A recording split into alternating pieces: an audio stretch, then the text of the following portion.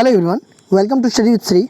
हम लोग test series चला रहे हैं यूपी पीसीएस 2021 का। देखिए टेस्ट नंबर आपका 116 मतलब 116 है। 115 टेस्ट ऑलरेडी कंप्लीट हो चुके हैं। प्ले लिस्ट बना रखी है, आप लोग जाकर के वहाँ पे देख सकते हैं। देखिए अगर यूपी जेएससी की तैयारी कर रहे हैं, आरओ एआरओ की कर रहे हैं, यूपी एसआई की कर रहे हैं, लेखपाल की कर रहे हैं, एनटीपीसी आरआरबी ग्रुप डी की कर रहे हैं या फिर एसएससी की कर रहे हैं, तो आप लोगों के लिए टेस्ट काफ़ी फ़ायदेमंद है। तो स्टार्ट करते हैं। फर्स्ट क्वेश्चन है, निम्नलिखित कथनों पर विचार कीजिए। जैन उल आबेदानी द्वारा पूरी की गई कश्मीर की जामा मस्जिद की प्रभावकारी विशेषता में शामिल है। क्या क्या शामिल है जो कि जैन उल आबेदानी द्वारा ये जो कश्मीर की जामा मस्जिद है इसकी विशेषताओं में क्या क्या शामिल है। देखिए बुर्ज ये भी शामिल है। ठीक है, बुर्ज किसे कहते हैं? देखिए ऐसी इमारत या ढांचे को कहते हैं जिसकी ऊंचाई उसकी चौड़ाई से अधिक होती है। ठीक है। दूसरा है कि बौद्ध पगोड़ाओं से समानता। देखिए ये जो मस्जिद है ना, इसमें लगभग 30,000 से अधिक लोग जो है कि नमाज़ पढ़ सकते हैं एक साथ। ठीक है, और इसको ब्रिटिश वास्तुकारों ने डिज़ाइन किया था और ये काफ़ी हद तक जो है कि बौद्ध धार्मिक स्थलों से मिलता जुलता है। ठीक है, तो ये भी हो जाएगा आपका। देखिए फ़ारसी शैली ये भी इसकी विशेषता है। तो ये पहला, दूसरा और तीसरा ये तीनों इसकी विशेषता है। तो कौन सा हो जाएगा ऑप्शन? ये सेकंड ऑप्शन हो जाएगा, 1, 2 और 3। नेक्स्ट क्वेश्चन देखते हैं।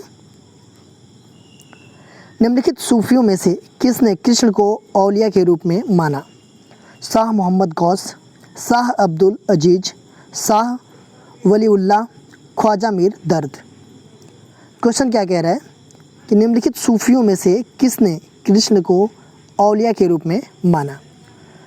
तो सूफी संत शाह मोहम्मद गौस ने कृष्ण को औलिया के रूप में स्वीकार किया। ये फर्स्ट ऑप्शन आपका सही है। देखिए ये जो है ना सत्तारी सिलसिले के सबसे प्रसिद्ध संत थे और इनका जो है कि मुग़ल बादशाह जो थे हुमायूं और तानसेन से घनिष्ठ संबंध था इनका। देखिए मोहम्मद गौस की एक प्रसिद्ध रचना है जवाहिर ए खम्स। इसमें उन्होंने अपनी अत्याधुनिक खोज को अभिव्यक्त किया है। तो ये फर्स्ट ऑप्शन हो जाएगा सही। नेक्स्ट क्वेश्चन देखते हैं। हुगली को बंगाल की खाड़ी में समुद्री लूटपाट के लिए किसने अड्डा बनाया था? पुर्तगालियों ने, फ्रांसीसियों ने, डेनमार्क वासियों ने, अंग्रेज़ों ने। देखिए हुगली को बंगाल की खाड़ी में समुद्री लूटपाट के लिए किसने अड्डा बनाया था? तो ये बनाया था आपका पुर्तगालियों ने। ये फर्स्ट ऑप्शन आपका सही है। देखिए पुर्तगालियों जो है कि ये सबसे पहले हमारे देश में कौन आए? तो पुर्तगाली ही आए। कब आए? तो 20 मई 1498 को। कौन आया था? तो वास्को डी गामा आया था। ठीक है, जिसने भारत की खोज किया। देखिए पुर्तगाली सबसे पहले हमारे देश में आए और सबसे बाद में गए। बाद में कब गए? 1961 में गए ये। ठीक है, गोवा के अधिग्रहण के पश्चात। देखिए ये क्वेश्चन ये भी आता है कि प्रथम पुर्तगाली गवर्नर कौन था? तो वो थे आपके फ्रांसिस्को डी अल्मीडा। ये थे आपके 1505 से कब तक? 1509 ईस्वी तक। ठीक है। अच्छा आप लोग ये बताइएगा थोड़ा सा कि भारत में सबसे पहले कौन है? पुर्तगाली है। ठीक है, उसके बाद आने का मतलब जो क्रम है ना वो मुझे बताइएगा कमेंट बॉक्स में कि सबसे पहले कौन आया, उसके बाद कौन आया, उसके बाद कौन आया। क्योंकि देखिए भारत में पुर्तगाली भी आए, अंग्रेज़ भी आए, डच भी आए, ठीक है, फ्रांसीसी भी आए। तो ये सब सारी चीज़ें जो है कि आप थोड़ा सा बताइएगा हमें। नेक्स्ट क्वेश्चन देखते हैं। निम्नलिखित में से कौन एक मुग़ल सम्राट द्वारा नियुक्त बंगाल का अंतिम गवर्नर था? सरफराज खान, मुर्शिद कुली खान, अली वर्दी खान, शुजाउद्दीन मोहम्मद खान। देखिए क्वेश्चन ये कह रहा है कि निम्नलिखित में से कौन एक मुग़ल सम्राट द्वारा नियुक्त बंगाल का अंतिम गवर्नर था? तो कौन था ये? तो ये था आपका मुर्शिद कुली खां। सेकंड ऑप्शन आपका सही है। देखिए ये मुर्शिद कुली खां आपका 1777 में बंगाल का गवर्नर नियुक्त किया गया। ठीक है, किसके द्वारा? तो मुग़ल सम्राट फ़र्रुखसियार के द्वारा। ठीक है, मुर्शिद कुली खान के मृत्यु के बाद उनका जो दामाद था शुजाउद्दीन, ये जो है कि बंगाल का सूबेदार बना। ठीक है, जब ये शुजाउद्दीन बंगाल का सूबेदार बना तो उस समय जो है कि मुग़ल सम्राट मोहम्मद शाह रंगीला द्वारा जो है कि मान्यता प्राप्त की गई। ठीक है, तो इस तरह से देखा जाए तो स्वतंत्र रूप से नियुक्त बंगाल का अंतिम जो गवर्नर था वो कौन था? तो वो मुर्शिद कुली खान था। नेक्स्ट क्वेश्चन देखते हैं। इंग्लैंड की ईस्ट इंडिया कंपनी की भारत में प्रथम निर्णायक सैन्य सफलता मानी जाती है? बक्सर का युद्ध, प्लासी का युद्ध, पानीपत का युद्ध, हल्दी घाटी का युद्ध। इंग्लैंड की ईस्ट इंडिया कंपनी की भारत में प्रथम निर्णायक सैन्य सफलता मानी जाती है, किसको मानी जाती है? तो ये बक्सर के युद्ध को माना जाता है। ठीक है, ये कब हुआ था? तो ये हुआ था आपका 22 अक्टूबर 1764 में हुआ था। ठीक है, देखिए इसमें अंग्रेज सेनापति कौन था? Captain Munro.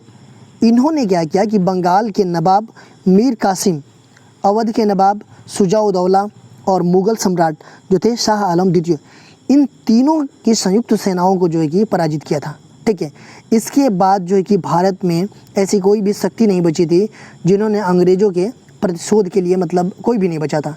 ठीक है, इसी वजह से इस युद्ध को अंग्रेज़ों के भारत के प्रथम निर्णायक सैन्य सफलता माना जाता है।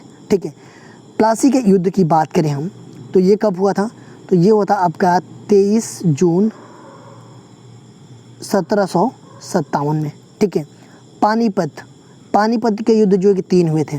पहला 1526 में, दूसरा 1556 में, तीसरा आपका हुआ था 1761 में। हल्दी घाटी का युद्ध की बात करें तो ये हुआ था आपका 18 जून 1576 में। नेक्स्ट क्वेश्चन देखते हैं। टीपू सुल्तान अंग्रेजों के साथ युद्ध में कब मारे गए? 1857, 1799, 1793, 1769। तो टीपू सुल्तान जी थे अंग्रेज़ों के साथ युद्ध में कब मारे गए थे? तो ये मारे गए थे आपका 1799 में। देखिए चतुर्थ आंग्ल मैसूर युद्ध हुआ था 1799 में, उसमें अंग्रेज़ों से लड़ते हुए ये मारे गए थे। इसमें जो है कि अंग्रेजी सेना के नेतृत्व कौन कर रहा था? तो ब्लेजली और स्टुअर्ट, इन्होंने किया था। नेक्स्ट क्वेश्चन देखते हैं। 1857 को स्वतंत्रता संग्राम में किस राजवंश ने अंग्रेज़ों की सर्वाधिक सहायता की? ग्वालियर के सिंधिया, इंदौर के होलकर, नागपुर के भोंसले और रामगढ़ की लोधी। देखिए 1857 के जो स्वतंत्रता संग्राम था उसमें किस राजवंश ने अंग्रेज़ों की सर्वाधिक हेल्प की थी, सहायता की थी? तो ये ग्वालियर के जो सिंधिया हैं ये लोग जो है कि इनकी सहायता किया था। ये फर्स्ट ऑप्शन आपका सही है।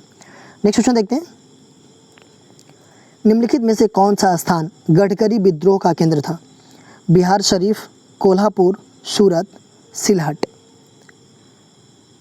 कौन सा स्थान जो है कि गडकरी विद्रोह का केंद्र था? देखिए गडकरी, ये जो है ना, गडकरी लोग मराठों के किलों में काम करने वाले ये वंशानुगत कर्मचारी थे ये। ठीक है, देखिए ये विद्रोह कब हुआ? तो ये विद्रोह हुआ था आपका 1844 में, कोल्हापुर में ये विद्रोह हुआ था। ठीक है, देखिए विद्रोह का कारण क्या क्या था कि उन्होंने मनमानी ढंग से भू राजस्व की वसूली की। मराठा सेना ने उन्हें सेवा मुक्त कर दिया, किसको? गडकरी को, और उनकी ज़मीनों को मामलत दरों की देख रेख के अधीन कर देने के ये भी कारण था। ठीक है, इसका नेक्स्ट क्वेश्चन देखते हैं। निम्नलिखित में से किसने भारतीय विश्वविद्यालयों में धार्मिक शिक्षा के लिए प्रबल रूप से वकालत की थी? बाल गंगाधर तिलक, स्वामी विवेकानंद, महात्मा गांधी, मदन मोहन मालवीय। निम्नलिखित में से किसने भारतीय विश्वविद्यालयों में धार्मिक शिक्षा के लिए प्रबल रूप से वकालत की थी? तो किसने किया था? तो ये मदन मोहन मालवीय जी ने किया था। ये फोर्थ ऑप्शन आपका सही है। नेक्स्ट क्वेश्चन देखते हैं। सूची फर्स्ट को सूची सेकंड से सुमेलित कीजिए तथा सूचियों के नीचे दिए गए कोड का उपयोग करके सही उत्तर कर चयन कीजिए। देखिए सूची फर्स्ट में क्या दिया गया है कि कुछ समाचार पत्र का नाम दिया गया है और सूची सेकंड में आरंभ करने वाले का नाम दिया गया है। तो देखिए लीडर, जो लीडर समाचार पत्र था ये किसने आरंभ किया? तो ये मदन मोहन मालवीय जी ने आरंभ किया। बॉम्बे क्रॉनिकल, इस समाचार पत्र को आरंभ करने वाले कौन थे? तो फिरोज शाह मेहता थे। इंडिपेंडेंट, इसके जो है कि शुरू करने वाले टी.एम. नायर थे और जस्टिस समाचार पत्र को शुरू करने वाले मोतीलाल नेहरू थे। तो देखिए बिल्कुल सही सुमेलित है। ए का 1, बी का 2, सी का 3 एंड डी का 4। तो ये हो जाएगा आपका पहला ऑप्शन 1 2 3 4। नेक्स्ट क्वेश्चन देखते हैं, किसने कांग्रेस को सूक्ष्मदर्शी अल्पसंख्यकों की संस्था बताते हुए उसका मजाक उड़ाया था? लॉर्ड रिपन ने, लॉर्ड डफरिन ने, लॉर्ड कर्जन ने, लॉर्ड बेलेजली ने। तो किसने कांग्रेस को सूक्ष्मदर्शी अल्पसंख्यकों की संस्था बताते हुए उनका मजाक उड़ाया था? तो इन्होंने मजाक उड़ाया था आपका लॉर्ड डफरिन ने। ये सेकेंड ऑप्शन सही। देखिए लॉर्ड डफरिन जो है कि लॉर्ड रिपन के बाद ये गवर्नर जनरल रहे। कब से कब तक? तो 1884 से 1888 तक ये गवर्नर जनरल रहे। नेक्स्ट क्वेश्चन देखते हैं, वृष्टिमय उष्णकटिबंधीय क्षेत्रों में अल्प मृदा उर्वरता कारित हो सकती है उच्च ताप एवं अत्यधिक वर्षा से, अपक्षालन एवं निक्षालन से, वन स्थल पर अति सक्रिय जीवाणु पे। उपयुक्त कथनों में से सही है कौन सा? तो देखिए वृष्टिमय उष्णकटिबंधीय क्षेत्रों में अल्प मृदा उर्वरता कारित हो सकती है, तो इसका रीजन जो है कि उच्च ताप एवं अत्यधिक वर्षा भी है। देखिए अपक्षालन एवं निक्षालन ये जो है कि आपका आर्द्र उष्णकटिबंधीय प्रदेश में अधिक वर्षा के कारण जो है कि क्या होता है कि अपक्षालन और निक्षालन की क्रिया जो है कि तेज हो जाती है, तो ये भी सही है। और तीसरा जो है कि वन स्थल पर अति सक्रिय जीवाणु ये भी होता है, ठीक है। तो ये हो जाएगा आपका तीनों सही है, 1 2 और 3, ये फर्स्ट ऑप्शन आपका सही है। नेक्स्ट क्वेश्चन देखते हैं, भारतीय प्रायद्वीपीय के संदर्भ में निम्नलिखित कथनों पर विचार कीजिए। पहला दिया गया है कि यह अधिकतर आर्कियन क्रिस्टलीय चट्टानों से निर्मित है। दूसरा दिया गया है कि यहाँ के अधिकतर पर्वत अवशिष्ट प्रकार के हैं। तीसरा दिया गया है कि आंतरिक भाग में कैम्ब्रियन उत्तर काल के समुद्री जमाव पाए जाते हैं। और चौथा दिया गया है कि क्रीटेशियस के अंत में दक्कन बेसाल्ट का निर्माण हुआ है। तो इसमें से जो है कि कौन सा सही है? तो देखिए इसमें पहला जो है कि आपका यह अधिकतर आर्कियन क्रिस्टलीय चट्टानों से निर्मित है, ये आपका ये भी सही है, ठीक है। दूसरा क्या है कि यहाँ के अधिकतर पर्वत अवशिष्ट प्रकार के हैं, ठीक है, ये भी आपका सही है। तीसरा जो है आपका आंतरिक भाग में कैम्ब्रियन उत्तर काल के समुद्री जमाव पाए जाते हैं, देखिए ये आपका गलत है, ठीक है। चौथा क्या है, क्रिटेशियस के अंत में दक्कन बेसाल्ट का निर्माण हुआ है, ये भी आपका सही है। तो ये हो जाएगा सेकंड ऑप्शन 1 2 और 4। नेक्स्ट क्वेश्चन देखते हैं,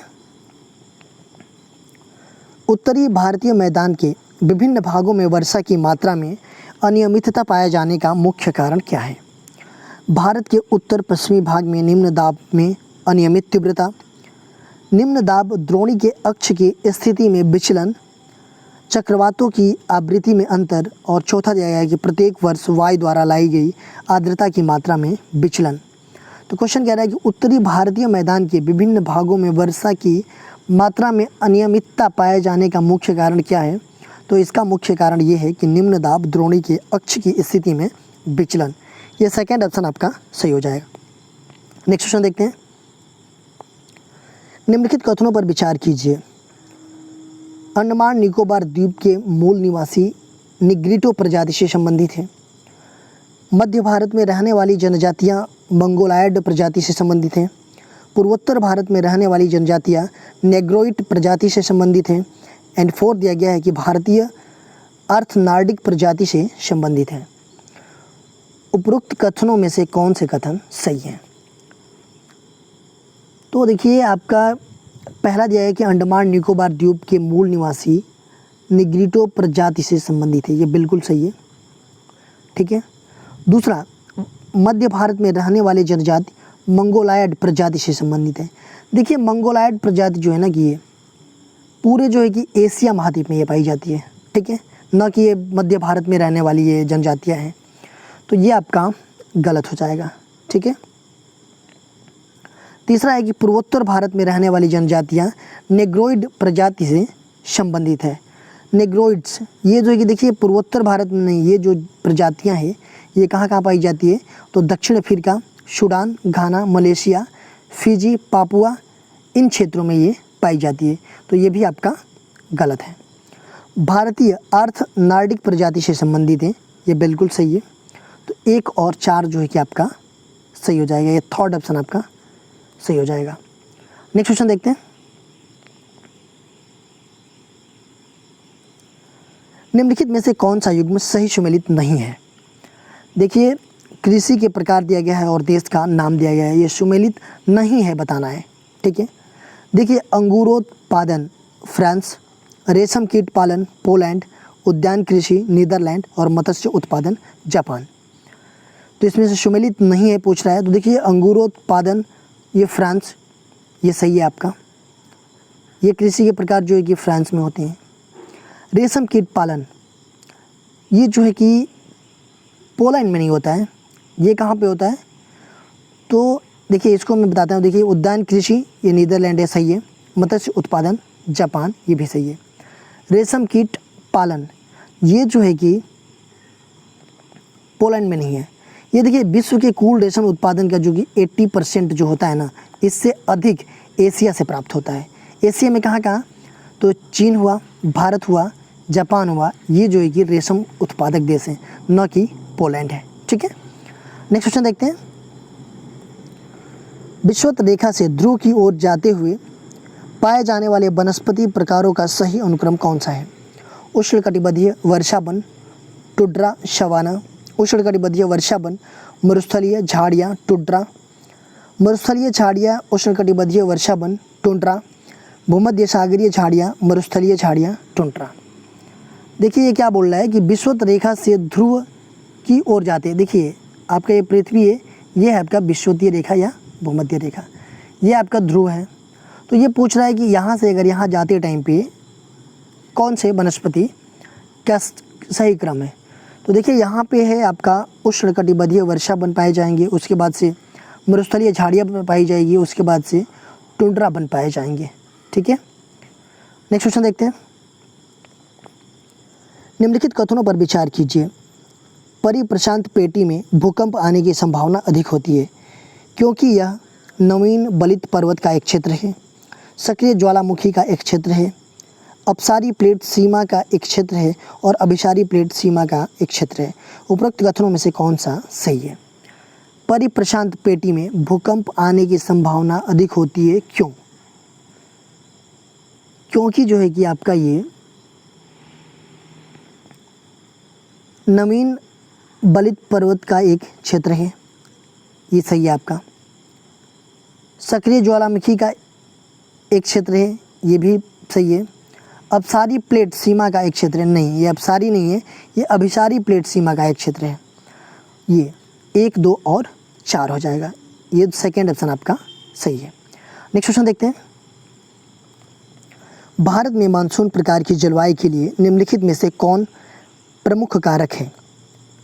अवस्थिति, तापीय वैषम्य, ऊपरी वायु परिसंचरण, अंतः उष्णकटिबंधीय अभिसरण क्षेत्र। नीचे दिए गए कूट का प्रयोग कर सही उत्तर चुनिए। देखिए, भारत में मानसून प्रकार की जलवायु के लिए निम्नलिखित में से कौन प्रमुख कारक है? तो देखिए, ये अवस्थिति भी है, तापीय वैषम्य भी है, ऊपरी वायु परिसंचरण भी है और अंतः उष्णकटिबंधीय अभिसरण क्षेत्र भी है। तो ये आपके चारों हैं इसके प्रमुख कारण। तो ये हो जाएगा आपका फोर्थ ऑप्शन, उपरोक्त सभी। देखिए, पिछली वीडियो में ये क्वेश्चन पूछा गया था, हालांकि काफ़ी दिन हो गया। निम्नलिखित मध्यकालीन विद्वान लेखकों में कौन जैन धर्म का अनुयायी था? मालधर बसु, हेमचंद्र सूरी, पार्थसारथी, सायण। तो मध्यकालीन विद्वान लेखकों में कौन जैन धर्म का अनुयायी था? तो ये थे आपके हेमचंद्र सूरी, ये सेकंड ऑप्शन आपके सही है। आज का क्वेश्चन देख लेते हैं हम लोग। संयुक्त राज्य अमेरिका के दक्षिण कैलिफोर्निया में स्थित मृतक घाटी डेथ वैली निम्नलिखित में से किसका उदाहरण है? देखिए, अमेरिका में जो दक्षिण कैलिफोर्निया में स्थित है मृतक घाटी, ये किसका उदाहरण है? अपंतीय घाटी का, अभिनति घाटी का, पूर्ववर्ती घाटी का और रिफ्ट घाटी का। तो इसका आंसर जो है कि आप लोग मुझे कमेंट बॉक्स में बताइएगा। इसका आंसर मैं नेक्स्ट वीडियो में आप लोगों को बता दूंगा। देखिए, अगर आप हमें इंस्टाग्राम पे भी फॉलो करना चाहते हैं तो यहाँ भी फॉलो कर सकते हैं। इंस्टाग्राम पे हमारी आईडी है स्टडी विद श्री 25। फेसबुक पे एक मेरा पेज है स्टडी विद श्री के नाम पे। फेसबुक पे एक मेरा ग्रुप है UPPCS BEO RO करके। और टेलीग्राम भी आप लोग ज्वाइन कर सकते हैं। यहाँ पे भी स्टडी से रिलेटेड चीज़ें पोस्ट की जाती है जिससे आप लोगों को फ़ायदा हो सकता है। दोस्तों, अगर वीडियो अच्छी लगी तो आप लोग लाइक कीजिएगा, सब्सक्राइब कीजिएगा, अपने दोस्तों में ज़रूर शेयर कीजिएगा। अगर वीडियो अच्छी ना लगे तो आप लोग डिसलाइक कीजिएगा और कमेंट बॉक्स में मुझे बताइएगा कि डिसलाइक क्यों किया। वीडियो देखने के लिए धन्यवाद।